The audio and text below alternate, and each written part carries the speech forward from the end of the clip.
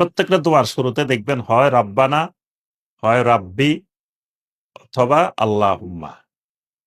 এর অর্থ হইল মানে আল্লাহ রাব্বুল আলামিনের কাছে দোয়া করতে হলে তাওহীদ মেনে দোয়া করতে হয়। যেন রব্বানা, রব্বানা মানে আমাদের একমাত্র রব, তাওহীদুর রুবুবিয়্যাত। আল্লাহুম্মা, তাওহীদুল উলুহিয়্যাত।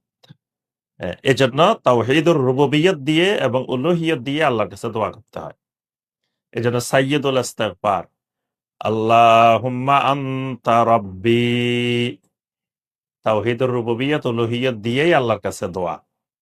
তো এখানে তারা দোয়া করতেছেন, রব্বানা আফরিগ আলাইনা সবরান, রব্বুল আলামিন আমাদেরকে ফেরাউনের পক্ষ থেকে যত রকমের কষ্ট আসবে, যত রকমের বিপদ আপদ আসবে, এই সমস্ত বিপদ আপদের সময় যেন আমরা সবর ধারণ করতে পারি।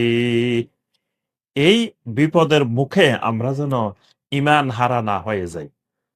আমরা যেন এই সময়ে তাওহীদ হারা না হয়ে যাই। আল্লাহ আমাদেরকে ঈমানের উপরে টিকে থাকার জন্য সবর দান করেন।